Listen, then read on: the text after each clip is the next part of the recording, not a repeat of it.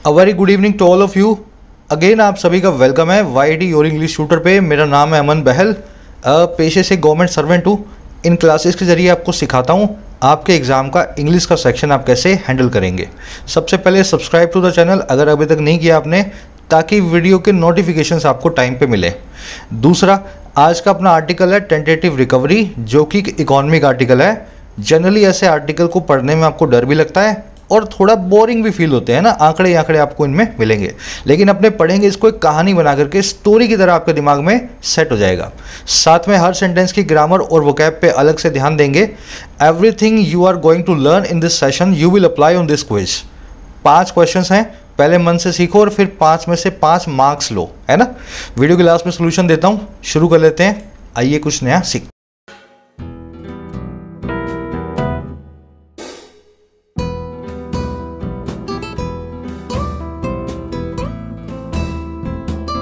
कह रहा tentative recovery. देखिए, रिकवरी तो आप जानते ही हैं, नुकसान के बाद रिकवरी होती है ना। टेंटेटिव का मतलब होता है ऐसी चीज़ जो अभी फाइनल ना हो, जो अभी प्रोविजनल हो, जो अभी अनसेटल्ड हो या डाउटफुल हो। कह रहा रिकवरी जो अभी हो रही है ना अर्थव्यवस्था में, वो बड़ी अनसेटल्ड है, फाइनल नहीं है। हो सकता है ये रिकवरी जो आप देख रहे हो लंबे वक्त तक ना चल पाए। टेंटेटिव सी रिकवरी, समझ गए। अब बात कर रहे हैं ऑन ग्रोथ नंबर्स, अर्थव्यवस्था के ग्रोथ के आंकड़ों की, जो विकास के आंकड़े हैं उनकी। टेंटेटिव वर्ड को नोट कर लेना, जो चीज़ अभी फाइनल ना हो। अब देखो डिटेल में देखते हैं क्या कहना चाह रहा है टाइटल पैराग्राफ से।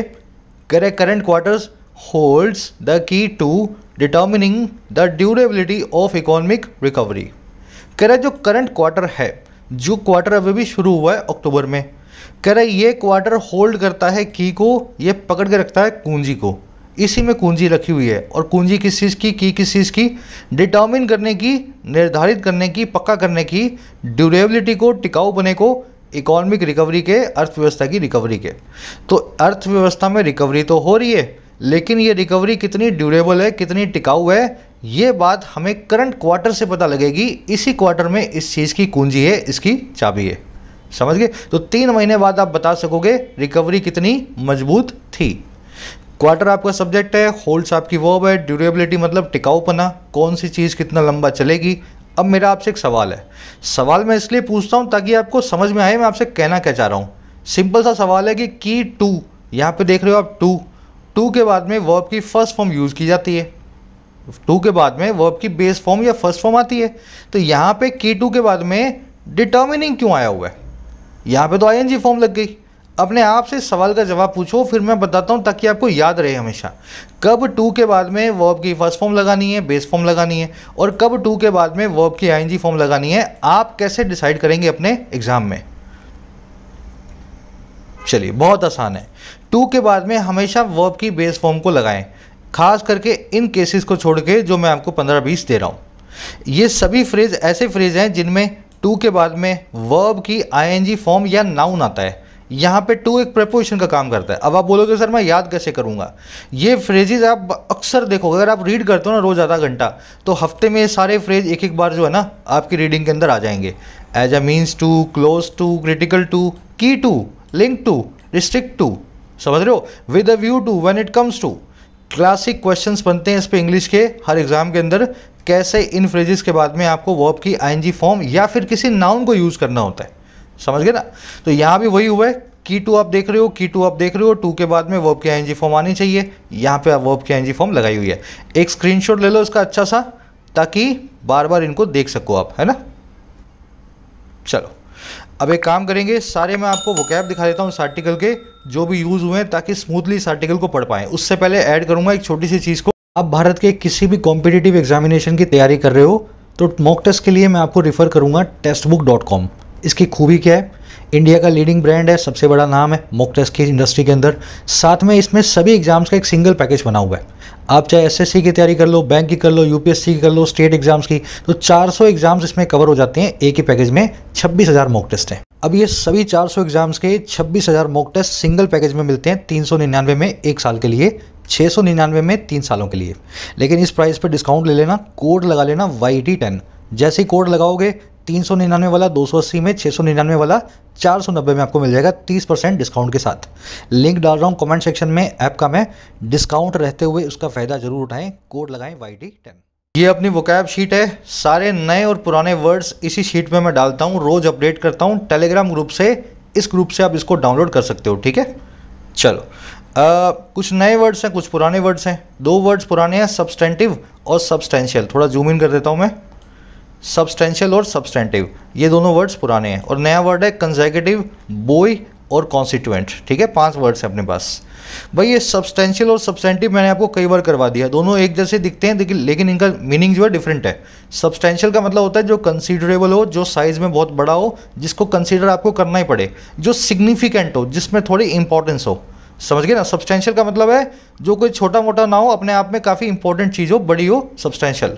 The effects of the lockdown have been substantial, जो लॉकडाउन के इफेक्ट्स हैं वो बड़े सब्सटेंशियल रहे हैं, बड़े ही कंसीडरेबल या सिग्निफिकेंट रहे हैं, ऐसे नहीं है जो आप नज़रअंदाज कर पाओ।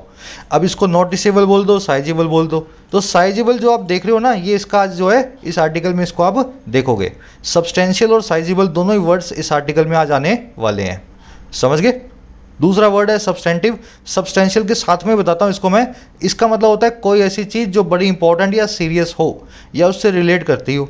जैसे the government has ordered a substantive investigation in the matter, सरकार ने एक इम्पॉर्टेंट इन्वेस्टिगेशन को या बड़ी ही सीरियस इन्वेस्टिगेशन को इस पूरे मामले में ऑर्डर कर दिया है, समझ गए। सब्सटेंटिव मतलब सीरियस, बहुत ही ग्रेव, बहुत ही इंपॉर्टेंट। सब्सटेंशियल मतलब जो चीज़ कंसीडरेबल हो, साइज में बहुत बड़ी हो, जिसको थॉटफुल भी बोलते हैं और पेंसिव भी बोलते हैं सब्सटेंटिव को। अगला अपना वर्ड है आज का नया वर्ड कंसेक्यूटिव। कंसेक्यूटिव का मतलब होता है बैक टू बैक, एक के बाद एक। जैसे वो सहवाग चौके मारता था ना, एक के बाद एक, एक के बाद एक, वो कंसेक्यूटिव जो है बाउंड्रीज होती थी, अगर आप क्रिकेट देखते हो तो। कंसेक्यूटिव को सक्सेसिव भी बोलते हैं, एक के बाद एक आने वाली चीज़ को सक्सेसिव भी बोलते हैं। She was absent for 10 consecutive days from the class and was suspended. वो 10 दिनों तक, लगातार 10 दिनों तक क्लास से एबसेंट थी और फिर सस्पेंड कर दी गई। कंसेक्यूटिव के सारे सिनोनिम बता देता हूँ आपको, यहाँ मैंने फिर से लिख दिया इसको शायद, है ना। इसको सिक्वेंशियल बोलते हैं, एक सिनोनिम है सिक्वेंशियल। कंसेक्यूटिवली इसकी एडवर्ब की फॉर्म होती है। नया वर्ड है हमारा बुई। आप पहली बार सुन रहे होगे शायद। बुई एक वर्ब है, बहुत अच्छा वर्ड है। इसका मतलब होता है किसी चीज़ को तैराए रखना, डूबने ना देना, समझ गए ना। जैसे पानी में, पानी जैसे आपका जहाज़ है वो आपको बुई कर रहा है, आपका जो पानी का जहाज़ है वो आपको तैराए रख रहा है, डूबने नहीं दे रहा, है ना। दूसरा इसका मीनिंग होता है रियल लाइफ में किसी चीज़ को चीयरफुल या लाइवली बनाए रखना। जैसे आपका मूड है, अगर कोई चीज़ उसको सपोर्ट कर रही है, खुश मिजाज बना रही है, तो वो आपको बुई कर रही है, आपको डूबने नहीं दे रही, आपके मूड को ख़राब नहीं होने दे रही, वो आपको चीयरफुल, लाइवली और एनकरेजिंग बना करके रख रही है। मैं आपको यूज़ करके दिखाता हूँ। Winning the match buoyed the team. Match को विन करने का जो काम है, मैच को जो जीतने का काम है, उसने टीम का उत्साह वर्धन किया, उसको बुई किया, चीयरफुल और लाइवली बनाया। तो बुई करने का मतलब है टीम का मूड जो है डूबने नहीं दिया, उसको बड़ा ही चीयरफुल रखा, है ना। वैसे the salty water buoyed her as she swam towards the sea shore. जो नमकीन पानी था समंदर का, उसने उसको तैराए रखा, बुई किया, जैसे ही वो स्विम कर रही थी समंदर के किनारे की तरफ। तो सॉल्टी वाटर में तैरना आसान होता है, तो उसने उसको बुई करके रखा, तैराते हुए रखा। तो दोनों ही मीनिंग ये वर्ड रखता है बुई, है ना। इसको एनकरेज करना भी बोलते हो, सपोर्ट करना भी बोलते हो, और अंडर गर्ड करना भी बोलते हो। अंडर गर्ड को भी इस आर्टिकल में देखोगे और बुई को भी देखोगे, दोनों वर्ब्स इस आर्टिकल में रखी हुई हैं। एक और वर्ड है हमारे पास आज का कॉन्स्टिट्यूएंट। इसके 2 मीनिंग होते हैं। पहला, किसी पूरे का एक छोटा सा पार्ट। जैसे बाइक का एक टायर है, वो बाइक का टायर पूरी बाइक का एक कॉन्स्टिट्यूएंट है, समझ गए ना। किसी बड़ी चीज़ का एक छोटा सा पार्ट कहलाता है उसका कॉन्स्टिट्यूएंट। दूसरा, कॉन्स्टिट्यूएंट का मतलब होता है आपकी कॉन्स्टिट्यूएंसी का वोटर, आपके चुनाव क्षेत्र का एक मतदाता। दोनों ही बातें कॉन्स्टिट्यूएंट नाम के वर्ड को बताती हैं। Every Indian state is a constituent part of the nation. Bharat की हर इंडियन स्टेट जो है एक कॉन्स्टिट्यूएंट पार्ट है, एक छोटा सा हिस्सा है हमारे नेशन का। तो हमारा नेशन जो है छोटी छोटी स्टेट से मिलकर के बना है ना, तो कॉन्स्टिट्यूएंट पार्ट्स हैं हमारी स्टेट्स। और वैसे ही his constituent voted him in power for the 4th consecutive time. उसके जो मतदाता थे, जो कॉन्स्टिट्यूएंट थे, जो वोटर्स थे, उन्होंने उसको फिर से पावर में वोट किया, फिर से जिता दिया, चौथी दफ़ा 4th कंसेक्यूटिव टाइम, लगातार चौथी बार। कंसेक्यूटिव ऊपर आप देख चुके हो ना, बैक टू बैक, एक के बाद एक कंसेक्यूटिव। तो ये हो गया भाई कॉन्स्टिट्यूएंट, इसको कंपोनेंट बोल दो, इंग्रेडिएंट बोल दो, फैक्टर बोल दो, सब कॉन्स्टिट्यूएंट के सिनोनिम है, कॉन्स्टिट्यूट नाम की वर्ब से बने हैं। तो ये डिटेल में आपने वोकैब को देख लिया है। अब फटाफट अपने आर्टिकल की समरी लेते हैं, किस बारे में लिखा हुआ पता लगे। देखो इस आर्टिकल में बताया गया कि अभी अभी जो अगस्त या सितंबर का आंकड़े आए हैं ना इकॉनमी से रिलेटेड, उनको देख के पता लग रहा है कि इकॉनमी जो है रफ्तार पकड़ रही है, आर्थिक रिकवरी हमारे देश में हो रही है। लेकिन उन्हीं आंकड़ों में थोड़े से हमें डराने वाले आंकड़े भी मिले हैं, है ना, जिनको देख करके लगता है कि ये रिकवरी जो है टिकाऊ नहीं है, हुई तो है लेकिन 2 से 3 महीने बाद हमें फिर से परेशान करने वाला है ना, सारा का सारा मामला जो है दाल में कुछ काला है। हमारा आर्टिकल क्या कह रहा है, कह रहा है अगले 2 से 3 महीने ही डिसाइड करेंगे कि आगे आने वाले 5 साल कैसे निकलने वाले हैं। करंट क्वार्टर जो है ये हमें साफ साफ बता देगा इकोनॉमिक रिकवरी कौन से ट्रैक पे है। बस यही आज इसकी समरी है। आंकड़े देगा बहुत सारे और समझाता जाएगा कैसे करंट क्वार्टर के अंदर ही आगे के फ्यूचर की चाबी छुपी है, कुंजी छुपी है। आज की टोन को आप बोल सकते हो, एक तो रिपोर्ट कर रहा है, आपको जो आंकड़ा आया उसको रिपोर्ट करेगा। दूसरा एनालाइज कर रहा है, रिपोर्ट करने के साथ ही बता रहा है इस आंकड़े का महत्वपूर्णता या इंपॉर्टेंस क्या है। तो रिपोर्टिंग और एनालाइजिंग दोनों ही टोन्स का आर्टिकल है। अब यहाँ से कर लेते हैं आर्टिकल को शुरू। अपनी ऐप को डाउनलोड कर लेना, your English tutor play store पर अवेलेबल है। कमेंट सेक्शन में इसका लिंक भी डाल रहा हूँ। ऐप को डाउनलोड करने का ऑब्जेक्टिव क्या है, क्वालिटी कोर्सेज अफोर्डेबल प्राइसेस में, सभी को एजुकेशन मिले और प्राइसेस ऐसे हों कि सब लोग अफोर्ड कर पाएँ। जैसे ये कोर्स है basics to advance English writing का, अकेला ऐसा कोर्स है हिंदुस्तान का जो आपको बेसिक से इंग्लिश लिखना सिखाता है किसी भी एग्जाम के लिए। अब इस कोर्स को आप बाय करते हुए 699 की जगह 499 दें। अगर इस कोड को आप लगाते हैं लर्न टू राइट, 2 दिनों के लिए कोड एक्टिवेटेड है। फिर आपको एसएससी बैंक से कोर्सेज मिलेंगे 50-50, 100-100 रुपये में, 1 महीने की वैलिडिटी के साथ। इसकी वैलिडिटी है 1 साल, एसएससी बैंक वालों की 1 महीना। तो इससे आपको क्या है, अपनी तैयारी के अंदर बूस्ट मिलता है। 50-100 रुपये के अंदर इन कोर्सेज को आप ज्वाइन कर सकते हैं। ऐप रिलेटेड कोई भी क्वेरी हो इस नंबर पे व्हाट्सअप कर देना, व्हाट्सअप करोगे तो रिप्लाई आपको मिल जाएगा। चलिए, कह रहे 2 separate sets of macro economic data, 1 from the government on output at 8 core industries in August and the other IHS market survey based purchasing managers index PMI for the manufacturing sector from September collectively point to a recovery in industrial activity। सबसे पहले बता रहा है पूरी बात क्या है, इस आर्टिकल को लिखने की जरूरत क्या हुई। कह रहा है 2 सेट्स आए हैं डेटा के, सेपरेट अलग अलग, और किसके, मैक्रो इकोनॉमिक डेटा के। डेटा तो आप जानते हो, इंफॉर्मेशन, इकोनॉमिक मतलब आर्थिक, और मैक्रो का मतलब है जिसमें बड़ी तस्वीर दिखाई गई हो। किसी सेक्टर की स्पेसिफिक बात नहीं कर रहे हम, पूरे इकोनॉमी की बात कर रहे हैं, मैक्रो इकोनॉमिक डेटा। कह रहे बड़ी व्यू वाले मैक्रो इकोनॉमिक डेटा के 2 सेपरेट सेट्स, अलग अलग सेट्स। अच्छा कौन कौन से हैं भाई। कह रहा है पहला आया है फ्रॉम द गवर्नमेंट, सरकार से, और किस चीज़ पे आया है, आउटपुट के ऊपर आया है, हमारी प्रोडक्शन के ऊपर आया है, जो हमारे देश ने प्रोडक्शन की है। और कहाँ पे, 8 कोर इंडस्ट्रीज़ में, 8 बेसिक इंडस्ट्रीज़ के अंदर। और कौन से महीने में, अगस्त महीने में। तो पहला सेट तो ये हो गया। अब देखो कोमा लगा के बता रहा है दूसरा, कह रहा है एंड द अदर, जो दूसरा वाला है वो है इस कंपनी का IHS मार्केट, जो एक सर्वे कंपनी है, इसका PMI इंडेक्स। और ये किसके लिए है, मैन्युफैक्चरिंग सेक्टर के लिए। और कौन से महीने के लिए, फ्रॉम सितंबर महीने के लिए। कह रहा है ये जो दोनों सेट्स है ना, पहला सरकारी और दूसरा प्राइवेट, कह रहा है ये 2 सेपरेट सेट ऑफ जो डेटा हैं कलेक्टिवली मिल करके पॉइंट टू करते हैं, इशारा करते हैं एक रिकवरी की तरफ, इंडस्ट्रियल एक्टिविटी में, औद्योगिक एक्टिविटी में। समझ गए। तो ये कहानी है पूरी। 2 सेट आए हैं, हमें 2 सेट्स मिले हैं, एक सरकारी एक प्राइवेट। दोनों को देख करके ये लगता है कि देश में इंडस्ट्री ने रफ्तार पकड़ना शुरू कर दिया है। सेट्स की वर्ब है पॉइंट टू, सब्जेक्ट यहाँ पे, वर्ब यहाँ पे। कलेक्टिवली मतलब मिल करके। आउटपुट का मतलब होता है उत्पाद, जो आउट मतलब बाहर, पुट मतलब रखना। फैक्ट्री में जो बना वो फैक्ट्री के बाहर रख जाते हैं मजदूर, ताकि वो माल जो है गोडाउन में पहुंच सके, या जो है ट्रक में रख करके किसी के पास बेच सके, है ना। तो वहीं से इस वर्ड को हमने बनाया। जो फैक्ट्री के बाहर आउटपुट किया जाता है वही फैक्ट्री का प्रोडक्शन या उत्पाद होता है, इसको यील्ड भी बोलते हैं, आउटपुट। चलो सिंपल आर्टिकल है, सिंपल सेंटेंस है, आगे बढ़ते हैं। अब कहानी की तरह इसको समझते जाओ। पहला डेटाबेस, दूसरा डेटाबेस क्या कह रहे हैं। कह रहे the provisional figures based on the index of 8 core industries spanning coal to fertilisers show overall output grew 11.6% year on year in August, helped substantially by expansions in electricity and steel production of 15.3 and 5.1% respectively। तो भाई 2 sets आपको बताए थे ना, अब पहले सरकारी set की बात कर रहे हैं जो 8 इंडस्ट्रीज़ के ऊपर आया है। कह रहे जो प्रोविजनल फिगर्स जो हमें मिली है ना सरकार की तरफ से, टेंटेटिव फिगर्स जो मिली हैं जो नॉट फाइनल है अभी भी, और किस पे आधारित है, जो उस इंडेक्स पे आधारित है, उस ग्राफ पे आधारित है, उस टेबल पे जो 8 कोर इंडस्ट्रीज़ की है। अच्छा, कौन सी इंडस्ट्रीज़ हैं? जिनकी रेंज है कोल से लेकर के फर्टिलाइजर तक, कोयले से लेकर के रासायनिक उर्वरक तक, सभी इंडस्ट्रीज़ की बात हो रही है इसमें। कह रहे ये जो फिगर्स हैं ये दिखाते हैं, ये फिगर्स हमें शो करते हैं और क्या करते हैं कि जो ओवरऑल आउटपुट है, जो टोटल मिलाकर के जो प्रोडक्शन है देश की, ये बढ़ गई 11.6% ईयर ऑन ईयर बेसिस पे, पिछले साल के अगस्त की अगर तुलना में देखा जाए तो। अच्छा, ये हेल्प किससे हुई? ये सारा जो पूरा का पूरा जो फिगर्स जो हैं इनको हेल्प कहाँ से मिली है? हेल्प मिली है बहुत बड़े तौर पे, सब्सटेंशली या कंसीडरेबली उस एक्सपांशन के द्वारा, उस इंक्रीज़ के द्वारा जो आया है इलेक्ट्रिसिटी और स्टील की प्रोडक्शन में, जो है 15.3% इलेक्ट्रिसिटी में और 5.1% स्टील में रिस्पेक्टिवली क्रमशः। समझ गए? तो सरकारी आंकड़े को इसने समझा दिया। सरकार के प्रोविजनल फिगर्स यही बता रहे हैं अगस्त वाले कि हमारा जो है 8 ही सेक्टर के अंदर थोड़ा थोड़ा जो है ओवरऑल जो है आउटपुट बढ़ता हुआ दिखेगा। फिगर्स जो हैं यही दिखाती हैं, शो करती हैं कि आउटपुट ग्रो हुआ 11.6% और इसके ग्रो होने में सबसे बड़ी भूमिका निभाई है इन दोनों सेक्टर्स ने 8 में से। पहला है इलेक्ट्रिसिटी और दूसरा है स्टील। इलेक्ट्रिसिटी 15.3% बढ़ा और स्टील बढ़ा 5.1%।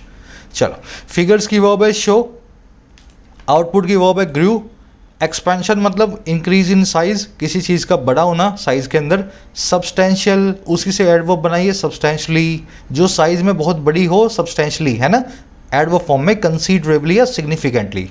अच्छा, रिस्पेक्टिवली मतलब क्रमशः, जिसकी पहले बात हुई है उसका ये है, जिसकी बाद में बात हुई है स्टील की उसका ये है, रिस्पेक्टिवली इस वर्ड को बताता है।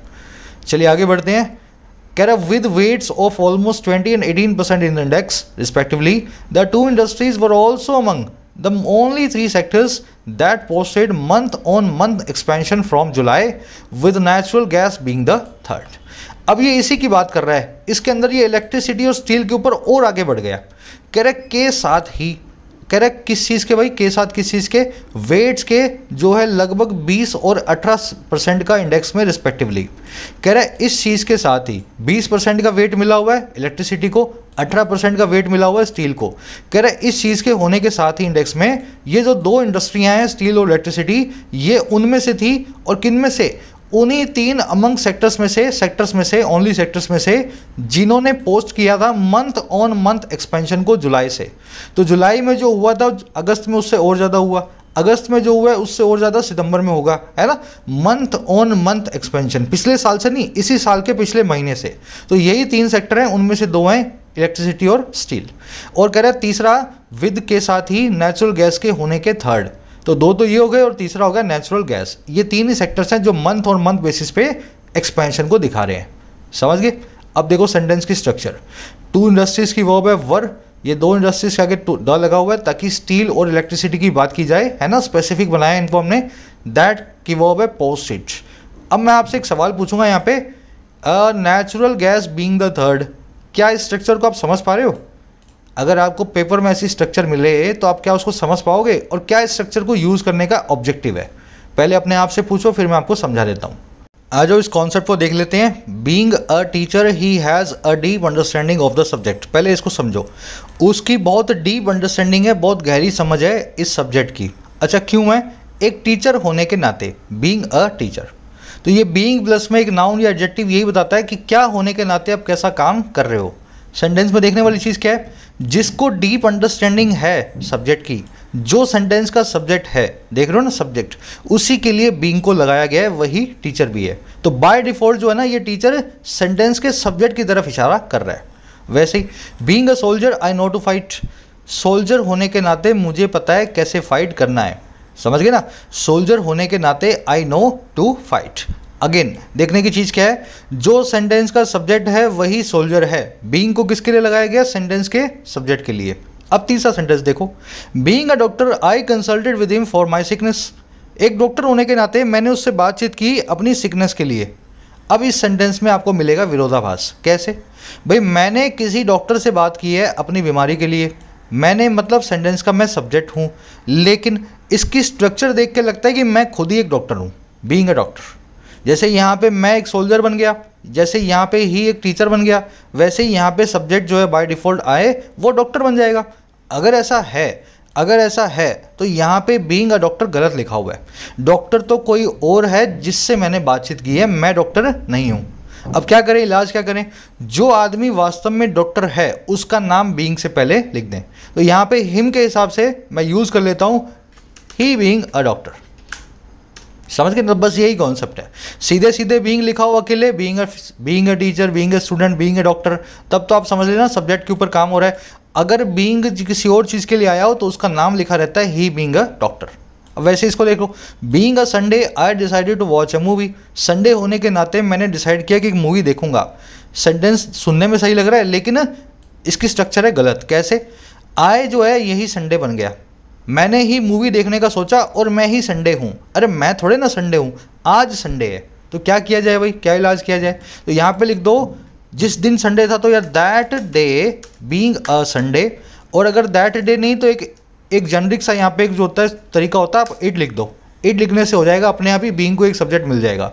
It being a Sunday I decided to watch a movie. इसके संडे होने की वजह से, मतलब इस दिन के संडे होने की वजह से मैंने मूवी को डिसाइड करना शुरू किया। जब आपको सही सब्जेक्ट ना मिल रहा हो लिखने के लिए तो आप इट को यूज़ करें ऐसे केसेस में। समझ गए ना? बहुत कूल कॉन्सेप्ट है, आज के क्विज में यूज़ होगा। यहाँ भी देखो वही हुआ है, natural gas being the third, तीसरी बनी है नेचुरल गैस, है ना? नेचुरल गैस तीसरी होने के नाते। चलो आगे बढ़ो। कह रहा है electricity output was likely Boyd by the लल in monsoon activity in August as well as an uptick in broader industrial power consumption। अब बता रहा है इलेक्ट्रिसिटी का जो आउटपुट है वो लाइकली बॉय हुआ। बॉय समझते हो ना, किसी चीज़ का चेयरफुल या कॉन्फिडेंट होना, किसी चीज़ में उत्साह आना। तो कह रहा है इलेक्ट्रिसिटी आउटपुट में जोश आया, उसको जोश दिया गया। और किसके द्वारा? लल के द्वारा मॉनसून में। लल का मतलब होता है एक छोटा सा कामनेस, एक छोटा सा पोज, है ना? तो मॉनसून में विक्षेप आने की वजह से, मॉनसून में छोटा सा ब्रेक आने की एक्टिविटी की वजह से इलेक्ट्रिसिटी आउटपुट थोड़ा सा बढ़ा। कह रहे साथ ही साथ ये काम हुआ है एक अपटिक की वजह से, एक उछाल की वजह से, जो मोटे तौर पे इंडस्ट्रियल पावर कंजम्पशन में आया है, मोटे तौर पे फैक्ट्रीज के अंदर इलेक्ट्रिसिटी के उपभोग में आया है। तो इस वजह से इलेक्ट्रिसिटी आउटपुट जो है आगे बढ़ा। अब ये वही बात बता रहा है, उसी को आगे बढ़ा रहा है ना, इलेक्ट्रिसिटी आउटपुट पे ले आया हमें। आउटपुट की वर्ब है वॉज बुइट। बुई आप जानते हो किसी चीज़ को सपोर्ट मिलना, है ना? पैसिव वॉइस के अंदर लिखा हुआ है यहाँ पे। लल का मतलब होता है ब्रेक। मॉनसून में इलेक्ट्रिसिटी कम बनती है, जैसे ही मॉनसून खत्म होता है या उसमें ब्रेक आता है इलेक्ट्रिसिटी का आउटपुट बढ़ जाता है। कहने का मतलब ये अपटिक, देखो ये 5-6 वर्ड्स हैं, अपटिक, अप स्विंग और अप ट्रेंड। तीनों का मतलब है किसी चीज़ में उछाल आना। अपटिक, अप स्विंग और अप ट्रेंड, इन तीनों का उल्टा क्या होगा? डाउन टिक, डाउन स्विंग और डाउन ट्रेंड। इसका मतलब है किसी चीज़ में तेज़ी से गिरावट आना, ठीक है ना? Up tick, down tick, up swing, down swing, up trend और डाउन ट्रेंड। ये वर्ड्स आप इस आर्टिकल में बार बार देखोगे। ये तीनों उछाल को बताते हैं, ये तीनों किसी चीज़ में गिरावट को बताते हैं। चलो आगे बढ़ो। कह रहा है and improved government spending on infrastructure products ought to have undergirded demand for steel. कह रहा है और बढ़ी हुई जो गवर्नमेंट की स्पेंडिंग है, सरकारी खर्चा है इंफ्रास्ट्रक्चर के प्रोडक्ट्स पे, कह रहा है इसने अंडरगिर्ड किया होगा। ought to have undergird, ये सपोर्ट कर चुका होगा। अंडरगर्ड करना, बोई करना एक ही बात है, किसी चीज़ को एनकरेज करना। तो ये एनकरेज कर चुका होगा डिमांड को स्टील के लिए, स्टील के दामों में। समझ गए? गवर्नमेंट स्पेंडिंग की वर्ब है ought not to have undergirded। अंडरगर्ड का मतलब होता है किसी को सपोर्ट करना, बुई करना, है ना? बुई और अंडरगर्ड एक दूसरे के सिनोनिम है सपोर्ट करने के। अब इस स्ट्रक्चर को समझा देता हूँ। ought to have undergirded क्या है? पहले तो ought to को समझो। Have to, must, should, ought to सबके सब बताते हैं आपके ऑब्लिगेशन को। आई मस्ट गो, मुझे जाना चाहिए। आई शुड गो, मुझे जाना चाहिए। आई हैव टू गो, मुझे जाना चाहिए। और आई ought to गो, मुझे जाना चाहिए। लेकिन इनकी इंटेंसिटी में फ़र्क होता है। सबसे कम चाहिए होता है ought to में और सबसे ज़्यादा चाहिए होता है हैव टू में। समझ गए ना? तो ये सारे मीनिंग तो एक ही देते हैं लेकिन अलग अलग इंटेंसिटी के साथ में। ought to का मतलब होता है चाहिए। दूसरी चीज़, ये जो आप देख रहे हो ना मॉडल है, कोई भी मॉडल लगी हो जैसे ought to, मस्ट, इसके बाद में हैव प्लस में वर्ब की थर्ड फॉर्म। इसका मीनिंग क्या होता है? दो मीनिंग होते हैं, हुआ होगा या होना चाहिए था। एग्जाम्पल के लिए you must have worked hard. अब इसके दो मीनिंग है।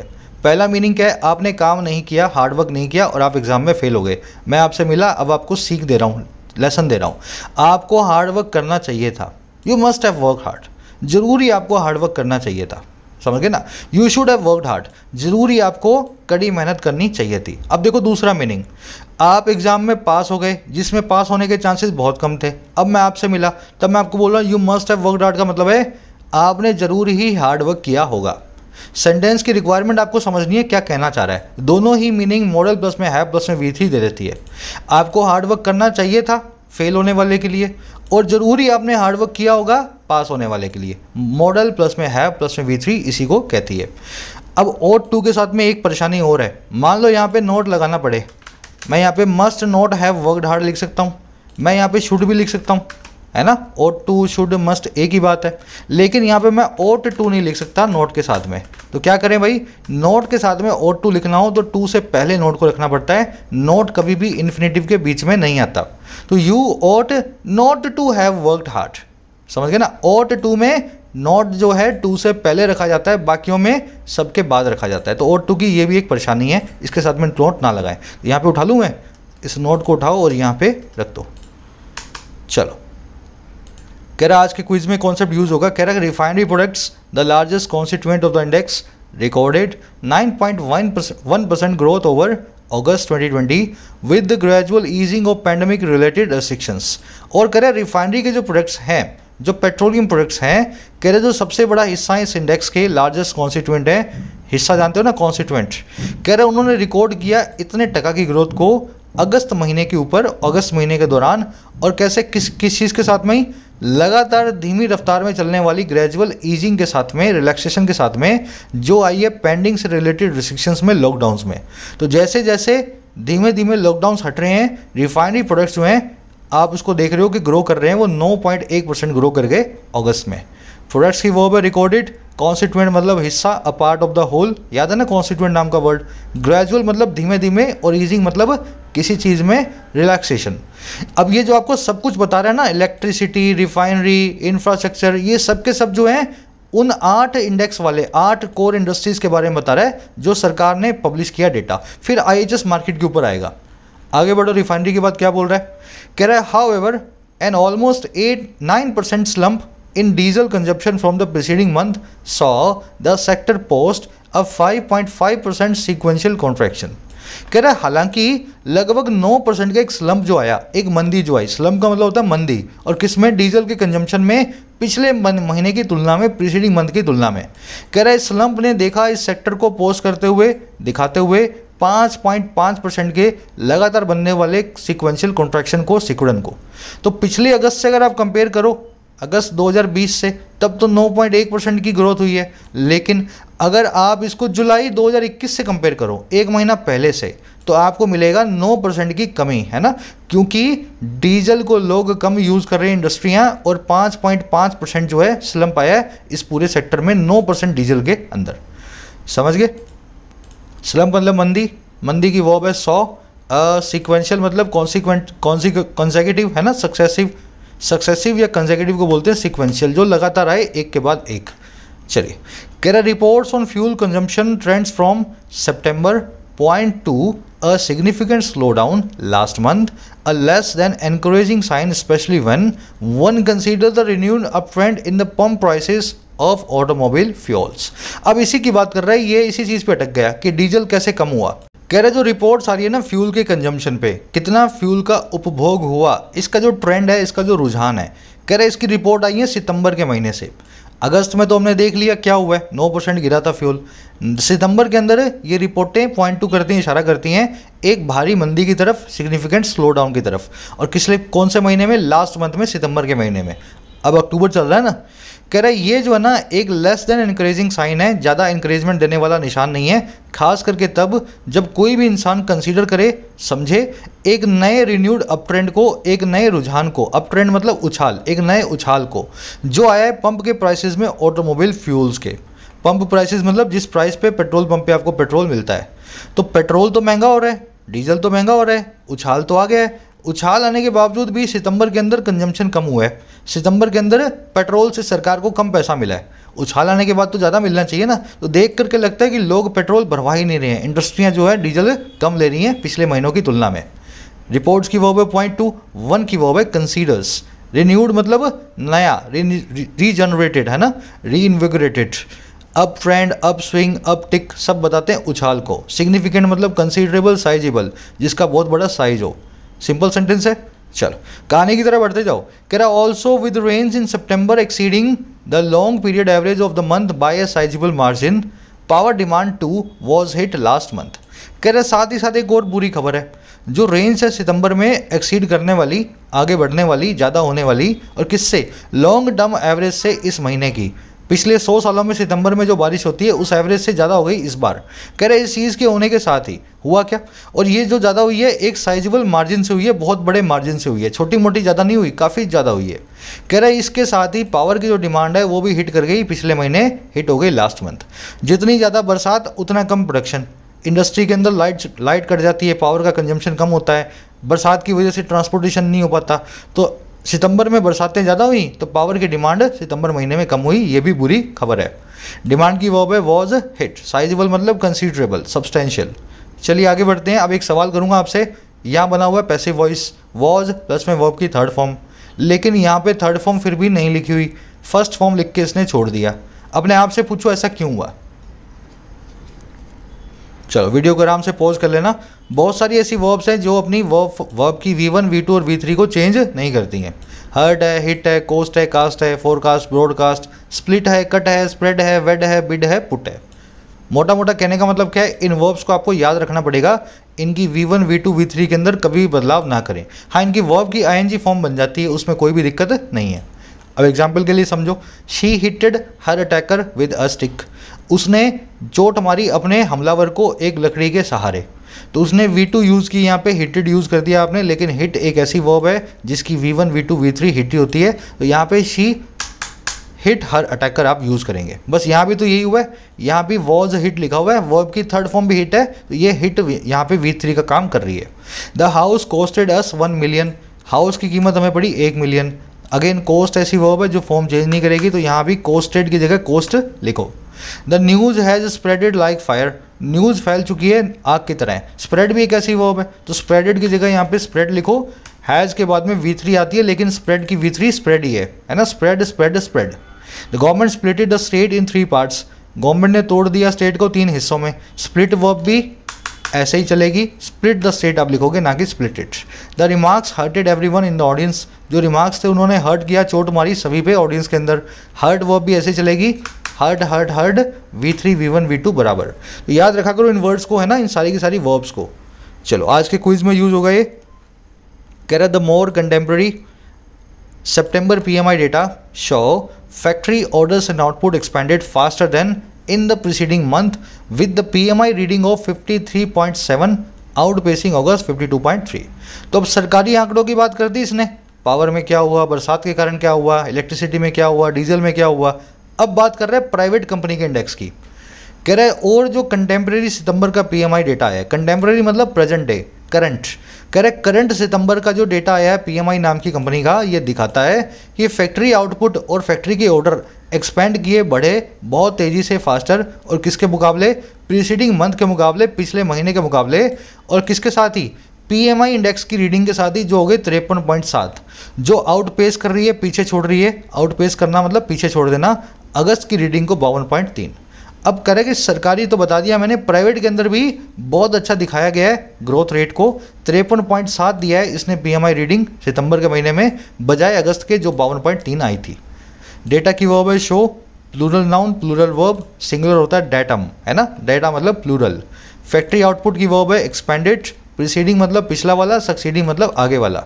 तो सितंबर का प्रीसीडिंग है अगस्त, और सितंबर का सक्सीडिंग है अक्टूबर, है ना। कंटेम्प्रेरी मतलब प्रेजेंट डे, हाल का।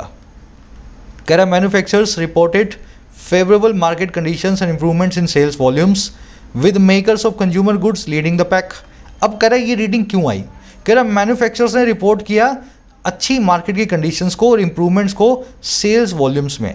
मैन्युफैक्चरिंग की अगर आप देखोगे ना उनका सेल्स वॉल्यूम, तो आपको देख करके लगेगा कि उसमें इंप्रूवमेंट भी आ रही है और मार्केट की कंडीशन भी अच्छी हो रही हैं। और कह रहे किस चीज़ के साथ ही, जो मेकर्स हैं कंज्यूमर गुड्स के। कंज्यूमर गुड्स का मतलब है सभी खाने पीने वाले प्रोडक्ट और घर के सभी इलेक्ट्रॉनिक उपकरण, ठीक है। तो कह रहे इनके जो मेकर्स हैं वो लीड कर रहे हैं पैक को, वो पूरे के पूरे जो है पैक का मतलब होता है ग्रुप, इस पूरे ग्रुप को लीड करने वाले हैं। सबसे ज़्यादा उन्हीं के अंदर सेल्स वॉल्यूम हमें इंप्रूव दिखा है। समझ गए। मैन्युफैक्चरर्स की वो रिपोर्टेड, सिंपल सेंटेंस, आगे बढ़ते हैं। कह रहा while some of the increase in orders at manufacturing companies is clearly linked to improved demand for Indian products in international markets. A trend reflected in the more than 21% jump in merchandise exports last month. A substantial part is tied to an inventory buildup in view of the festive season. अब कह रहा है कि ये हुआ क्यों, ये सब का सब हुआ क्यों, इसका अगर एनालाइज करें ना, कह रहे जहाँ कुछ एक इंक्रीज जो है ऑर्डर्स में, कुछ एक जो उछाल है मैन्युफैक्चरिंग कंपनी के ऑर्डर में, वो साफ साफ लिंक्ड है, जुड़ा हुआ है बढ़ी हुई डिमांड के लिए इंडियन प्रोडक्ट्स की अंतर्राष्ट्रीय बाजारों में। कह रहे जो कि एक ऐसा ट्रेंड है जो रिफ्लेक्ट होता है, दिखाई देता है 21% से ज़्यादा की उछाल में, जंप में, जो आया है गुड्स की एक्सपोर्ट्स में, मर्चेंडाइज एक्सपोर्ट्स में। गुड्स, जो चीज़ को आप छू सको गुड्स कहते हैं, जो चीज़ को ना छू सको वो सर्विस कहते हैं। तो सर्विस एक्सपोर्ट्स की बात नहीं कर रहा है, गुड्स के एक्सपोर्ट्स की बात कर रहा है। कह रहा है जो इंडियन मार्केट के लिए इंप्रूव जो है डिमांड आई है प्रोडक्ट्स की, ये ट्रेंड दिखाई देता है 21% से ज़्यादा जंप में पिछले महीने के गुड्स के एक्सपोर्ट्स में। कह रहा है जहाँ ऐसा है, दुनिया हमारे प्रोडक्ट्स की डिमांड कर रही है, उसी वजह से उछाल आया है। कह रहा है वहीं एक बहुत बड़ा हिस्सा जो है ना इस इंक्रीज़ का, एक सब्सटेंशियल पार्ट, वो जुड़ा हुआ है उस इन्वेंट्री बिल्डअप की तरफ, उस इन्वेंट्री के एक्यूमुलेशन की तरफ जो होता है देखते हुए इन व्यू ऑफ फेस्टिव सीजन को। तो मैन्युफैक्चरिंग ने ज़्यादा प्रोडक्ट क्यों बनाए, दो रीज़न है। एक तो अंतर्राष्ट्रीय बाजारों में इंडिया के प्रोडक्ट्स की मांग हो रही है, दूसरा ये सब के सब दिवाली की तैयारियां कर रहे हैं, प्रोडक्ट्स को ज़्यादा बना करके अपने गोडाउन में रख रहे हैं, फ्लिपकार्ट पे सेल आएगी तब बेचेंगे, समझ गए ना, आई मीन मिंत्रा अमेजोन पे आता ना तब बेचेंगे ये, तो इन्वेंट्री बिल्डअप कर रहे हैं, ये भी रीज़न है इसका। तो इंक्रीज की पहली वर्ब है क्लियरली लिंक टू, और सब्सटेंशियल पार्ट की वर्ब है is tied to. Linked to और टाइड टू एक ही वर्ड है, दोनों का मतलब होता है किस, कौन सी चीज़ किससे जुड़ी हुई है। मर्चेंडाइज मैंने आपको बता दिया, गुड्स जिसको आप छू सको, सर्विस एक्सपोर्ट्स की बात नहीं हो रही, सॉफ्टवेयर वॉफ्टवेयर की बात नहीं हो रही। बिल्डअप का मतलब होता है एक्यूमुलेशन या कलेक्शन। ये लोग जो है मशीनें पे मशीनें बना रहे हैं, फ्रिज पे फ्रिज बना रहे हैं, गोडाउन में भरे जा रहे हैं ताकि बिल्डअप करें और दिवाली के वक्त बेचें। कह रहा IHS market survey of manufacturing firms, however, also reveals a lack of fresh hiring for the second straight month, as well as price pressures from high fuel and transport cost. अब ये अच्छी बातें बता दी इस पूरे के पूरे IHS मार्केट के इंडेक्स की। अब बुरी बातें बता रहा है, इस इंडेक्स से क्या क्या परेशान होने वाली बातें हमें पता लगी। कह रहे सर्वे का है ना, जो सर्वे का जो मैन्युफैक्चरिंग फर्म्स का जो सर्वे है, हालांकि ये रिवील करता है, खुलासा करता है एक कमी में जो है फ्रेश हायरिंग के लिए दूसरे स्ट्रेट मंथ। तो इंडस्ट्री जो है फ्रेश हायरिंग नहीं कर रही, लगातार दूसरे मंथ से हम गिरावट देख रहे हैं। और दूसरी चीज़ क्या है, एज वेल एज साथ ही साथ ये दिखाता है प्राइस प्रेशर्स को, और कहाँ से, फ्रॉम हाई फ्यूल और ट्रांसपोर्ट कॉस्ट से। तो इन दोनों की वजह से प्राइस प्रेशर बढ़ता जा रहा है, इन्फ्लेशन या महंगाई बढ़ती जा रही है। तो ये एक परेशान करने वाली चीज़ भी इस इंडेक्स से हमें पता लगी है। अब ये सारे नेगेटिव वाले एस्पेक्ट बताएगा। सर्वे की वर्ब है रिवील्स, प्राइस प्रेशर मतलब इन्फ्लेशन, फ्रेश हायरिंग मतलब नहीं भर्ती। आगे बढ़े। कह रहा with the formal manufacturing industry seemingly very of adding more employees and the MSME sector still struggling to recover from COVID-19 hit, the lack of employment and reduced household incomes are bound to constrain consumer spending. अब कह रहा है कि जो इसमें बुरी चीज़ निकली उसका इम्प्लीकेशन क्या है, उसका हमारे देश पे प्रभाव क्या पड़ेगा। कह रहा है के साथ ही, अच्छा भाई किस चीज़ के, पहली चीज़ तो फॉर्मल मैन्युफैक्चरिंग इंडस्ट्री के दिखाई देने के तौर पे वेरी होने के साथ ही, वेरी का मतलब है कॉशियस, किसी चीज़ को फूंक के कदम रखना, किसी चीज़ को लेकर के बहुत ही हिंदी में क्या बोले हैं इसको, एकदम विजिलेंट हो जाना ना, चौकन्ना हो जाना। कह रहे फॉर्मल मैन्युफैक्चरिंग इंडस्ट्री के चौकन्ना हुए दिखाई देने के साथ ही, सीमिंगली चौकन्ना होने के साथ ही, अच्छा चौकन्ना किस चीज़ को लेकर के, और ज़्यादा एम्प्लॉयज़ को ऐड करने के लिए, फ्रेश हायरिंग करने के लिए। अच्छा दूसरी चीज़ कौन सी, कह रहा पहले तो इसके साथ ही, दूसरा हमारा जो MSME सेक्टर है, जो छोटे व्यापार हैं, उनकी अभी भी स्ट्रगल करने के साथ ही कैसे वो रिकवर करें कोविड-19 हिट होने के बावजूद, है ना, कोविड-19 की मार से। कह रहे इन दोनों के साथ ही, कह रहे जो लैक ऑफ एम्प्लॉयमेंट है, जो ऊपर वाले सर्वे से पता लगी, कह रहे लैक ऑफ एम्प्लॉयमेंट और रिड्यूस्ड हाउस होल्ड इनकम जो है महंगाई की वजह से, ये बाउंड टू हैं, ये जरूरी करेंगी इस काम को, और वो क्या करेंगी, कंज्यूमर की स्पेंडिंग को कंस्ट्रेन करेंगी, हमारे खर्चे को लिमिट करेंगी। तो ये गलत बात है, दिवाली के वक्त भी हम खर्चा नहीं करेंगे तो अर्थव्यवस्था कभी भी आगे बढ़ ही नहीं पाएगी। तो कह रहे हैं इन दोनों चीज़ों की वजह से पता लग रहा है स्पेंडिंग इस साल दिवाली पे कम रहने वाली है। समझ गए, ऐसे बना सेंटेंस। लैक की वर्ब है आर बाउंड टू, लैक का मतलब होता है कमी, कंस्ट्रेन मतलब रोकना, रिस्ट्रेन करना, लिमिट करना, सीमाओं में बांधना, है ना, किसी चीज़ को आगे ना बढ़ने देना। सीमिंगली मतलब दिखाई देने वाले तौर पे या साफ तौर पे, एपरेंटली या clearly, very of, cautious of, vigilant of, suspicious of, watchful of, सब के सब बताते हैं आप किस चीज़ को लेकर के चौकन्ना है, और जिस चीज़ को लेकर चौकन्ना है हमेशा ऑफ लगा के बताएं, है ना, अबाउट नहीं, विद नहीं, विजिलेंट अबाउट नहीं, विजिलेंट ऑफ। चलो आगे बढ़ते हैं। कह रहे the last quarter holds the key to determining how durable the recovery could turn out to be. तो कह रहे हैं अच्छी और बुरी चीज़ें सब मिल रही हैं हमें, अब ये लास्ट क्वार्टर जो है, करंट क्वार्टर, थर्ड क्वार्टर जो है, ये होल्ड करता है उस कुंजी को, उस चाबी को, जो डिटर्मिन करेगी, निर्धारित करेगी कितना टिकाऊ, हाउ ड्यूरेबल ये रिकवरी जो है टर्न आउट होती है, निकल करके आती है, होने वाली। समझ गए ना। तो अब इसी क्वार्टर को देख के हमें पता लगेगा। क्वार्टर की वर्ब है होल्ड्स, रिकवरी की वर्ब है could turn out. Turn out मतलब रिजल्ट करना, डेवलप करना, किसी चीज़ का विकसित होना, निकल करके आना। तो कैसे निकल करके आएगा ये सारा का सारा, ये हमें अभी पता लगेगा। चलिए आई थिंक आर्टिकल पूरा कहानी की तरह समझ में आ गया होगा। मुझे तो आता है, जैसे मैं पढ़ रहा हूँ ना, मतलब आपको पढ़ा रहा हूँ, ऐसे ही मैं पढ़ता हूँ, और जब मैं ऐसे पढ़ता हूँ तो हर चीज़ दिमाग में फिट हो जाती है। अब आप मुझसे आंकड़े भी पूछोगे ना तो भी पता लग जाएगा मुझे, कि आप इलेक्ट्रिसिटी पूछोगे, डीजल पूछोगे तो 9% मुझे याद है। रीज़न क्या है, पढ़ते हुए कहानी की तरह अंडरस्टैंडिंग बिठाना, ये सबसे ज़रूरी है। ठीक है, अब अपने क्विज की तरफ बढ़ते हैं। चलो सिंपल सा क्विज है, ज़्यादा कुछ इसमें है नहीं, है ना। साइजेबल का इनमें से कौन सा सिनोनिम नहीं है। इस क्वेश्चन में थोड़ा सा आप घूम सकते हो, अगर आपने ध्यान ना दिया हो तो इस क्वेश्चन में आपको थोड़ा सा कन्फ्यूजन हो सकता है। फिर क्लोज टेस्ट करना है आपको, बीइंग और इट बीइंग में क्या फ़र्क होता है, ऑट के साथ में नॉट कैसे यूज़ किया जाए, इनमें से कौन सी वर्ब अपनी फॉर्म को चेंज नहीं करती, है ना, किस वर्ब को फॉर्म चेंज करवानी है और किसको नहीं करवानी, और लास्ट में इंटीग्रल टू के बाद में वर्ब की आईएनजी फॉर्म को किस प्रकार से इस्तेमाल किया जाए। सब कुछ कर चुके हैं, चारों पांचों कॉन्सेप्ट आपको अच्छे से आते हैं। इस क्विज का मैं आंसर डाल रहा हूँ फर्स्ट कमेंट में इसी वीडियो के नीचे, ठीक है, वहाँ से जाकर के चेक कर लेना। एक चीज़ और, आप में से कुछ लोग पूछते हैं सर ग्रामर का कोर्स कब लॉन्च करोगे, तो एक काम करता हूँ, फ्री में ग्रामर में करवा चुका हूँ, पूरी की पूरी क्वालिटी कोर्स है, अब इसको मैं पेड कर देता हूँ। ऐसा कर दूँ, देखो ये ग्रामर का कोर्स है, होम पेज पर रखा है, complete English grammar for all competitive exams. इससे अच्छा आपको कहीं पढ़ाया हुआ मिले पेड में तो मुझे ज़रूर बताना। इसलिए बोल रहा हूँ क्योंकि डेडिकेशन मैं अपनी जानता हूँ, नॉलेज तो सबके पास है लेकिन डेडिकेशन बहुत कम लोगों में होती है। तो पूरा डेडिकेशन के साथ में इस तरीके से आपको बताया कि कोई ज़िंदगी में मुझे पेड कोर्स ना बनाने की ज़रूरत पड़े, ना आपको कहीं से खरीदने की ज़रूरत पड़े, सब कुछ इसमें आ गया है। जा करके जाओ, देखो, 15-20 दिन में पूरा करो, एसएससी बैंक यूपीएससी की ग्रामर यहाँ से हो जाएगी। होम पेज पे रखिए प्लेलिस्ट, आज से चलाना शुरू करें। ऐप रिलेटेड, कोर्स रिलेटेड कोई क्वेरी होती है उसको आप इस व्हाट्सअप नंबर पे डालें। चलिए, अंटिल देन साइनिंग आउट।